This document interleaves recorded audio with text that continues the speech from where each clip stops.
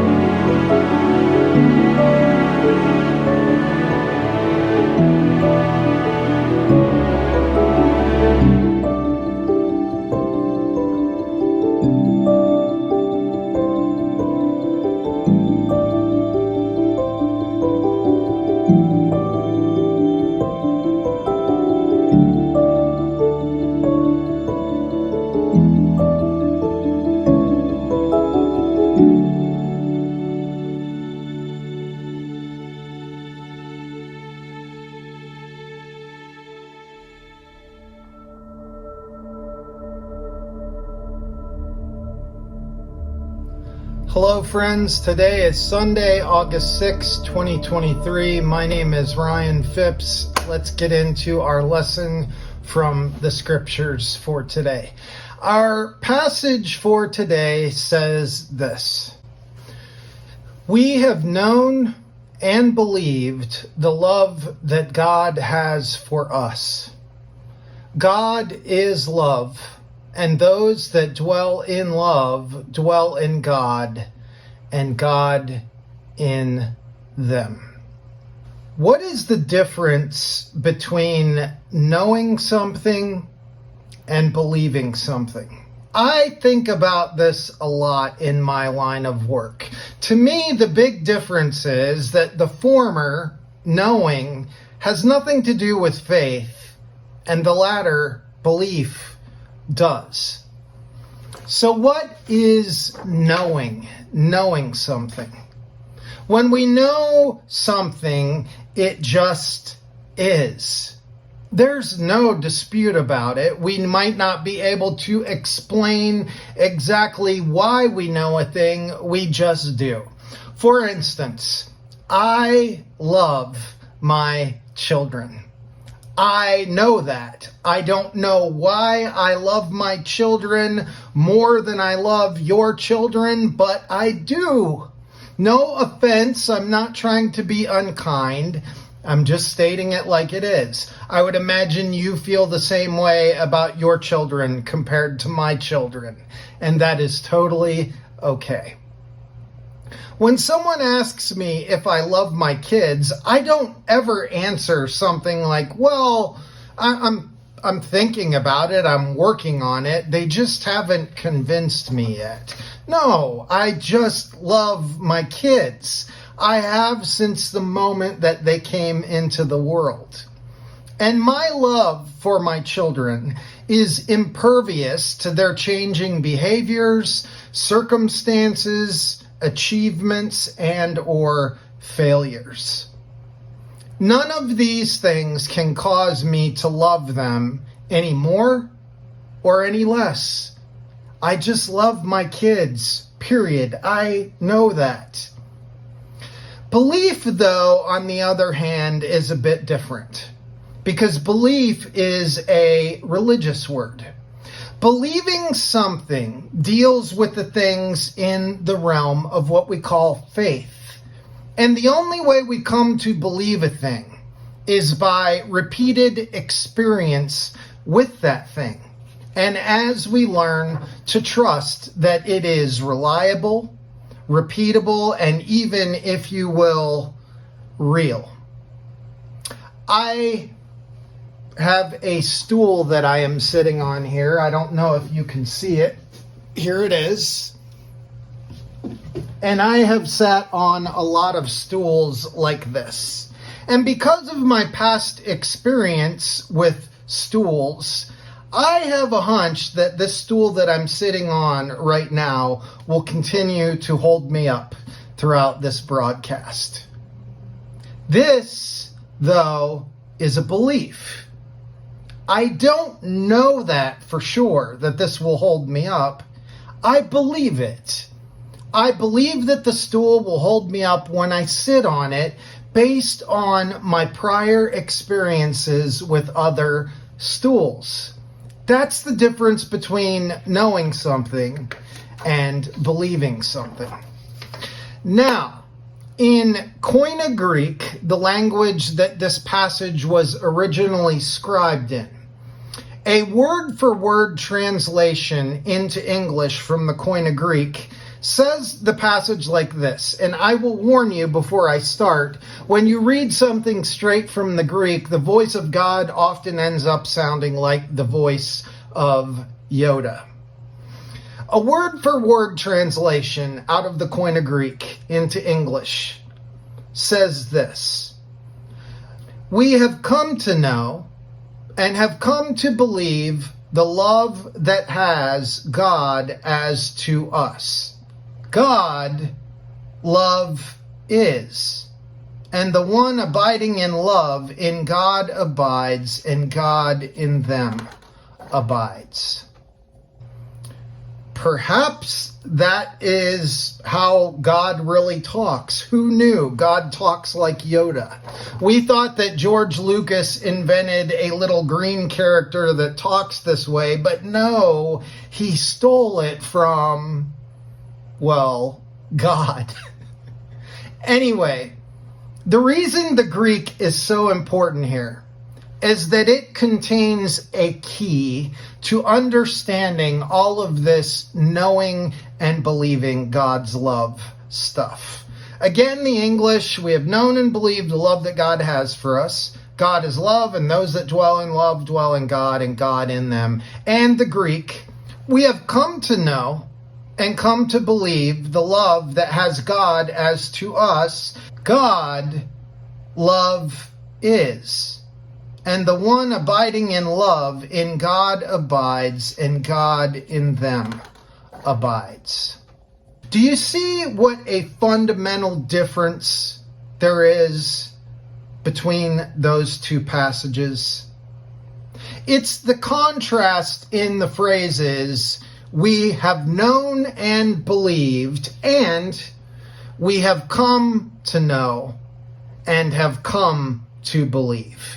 There's a very big thing that's being left out of most of our English translations. The first one, we have known and believed, is speaking of something that is in the past. Already obtained, already secured, a thing that is over and is done with. The second one, though, the Koine Greek, we have come to know and have come to believe, is speaking of a process. A process. It had a beginning, yes, but it doesn't necessarily have an end. It's something that we will continue to learn as long as we live. We have come to know and have come to believe the love that has God as to us. And then the second part of the passage talks about what a life can look like when we embrace this process of coming to know and believe God's love for us and others when it says, God, love is. And the one abiding in love in God abides, and God in them abides. In other words, we are abiding in God as we learn to open ourselves up more to God's love for us. This all comes about in the process of learning to give and to receive love. And this is a lifelong thing. You know, I have really been enjoying seeing those of you, both online and in person, who have taken advantage of the Thursday spots I've been leaving open on my calendar for you to come in and discuss whatever you want to discuss. Not only is it a joy to see you and to hear about your lives, but I also greatly admire you for taking the time out of your busy life to come in and talk about God with me. In one of those Thursday meetings this past week, someone asked me what I thought my purpose was. And I think they were implying in the question that a pastor has a greater purpose in this life than someone in another profession does. And I have never believed this to be true.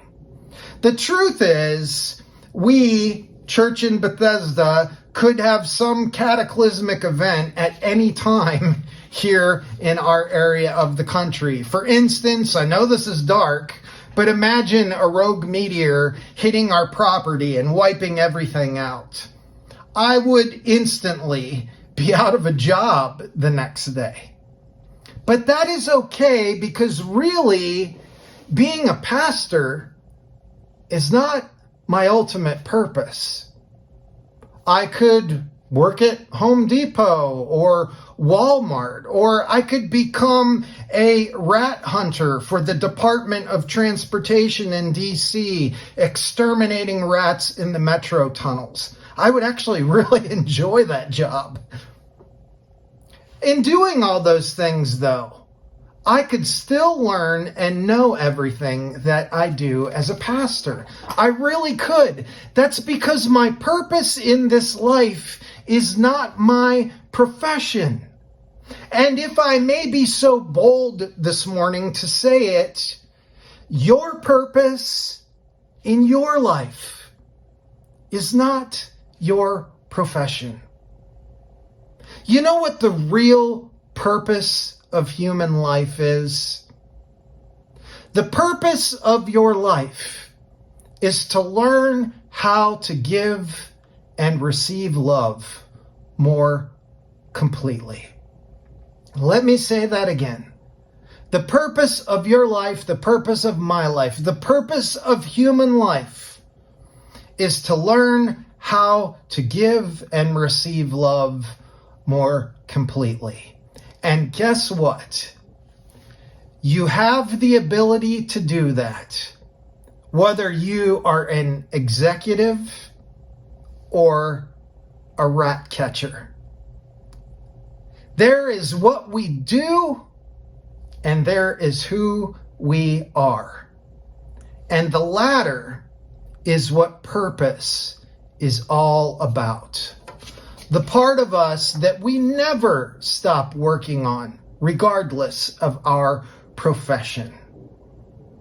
The purpose of your life is to learn how to give and receive love more completely. And that is the big idea of what this passage is trying to teach us. It's not speaking of an event that happens and then we look back on it with fond memories. No, it's not a class that you study for, then you pass or fail. Rather, it is something that is happening in your life right now, in this very moment, here in this digital place, and all about your life. in the coming week, in all of the places you go and with all of the people that you meet. Love, love, love, love, love, love, like that old Beatles song says. To learn what it is, to receive it for ourselves, and to allow it to pass through us as we give it away to others. And if you surrender to this as your life's purpose, you will always be at the right place at the right time, learning all the right things and giving attention to what matters most, regardless of the outward circumstances or what you do for a living or what your status symbol is. The purpose of this life is to learn how to give and receive love more completely. What would it do to your life if you went out into it this week and lived from that inner vantage point? Would you see some things you don't normally see? Would the things that bother you all of a sudden become irrelevant? What would it do to our world if we started looking for different ways to love one another and to be loved? I think it could change some things. As we spend a few moments in silence and stillness now, getting quiet, getting still, I want to ask you to just think about all of this for a few minutes. More specifically, what does all of this mean for you, uniquely you, in the life that you occupy?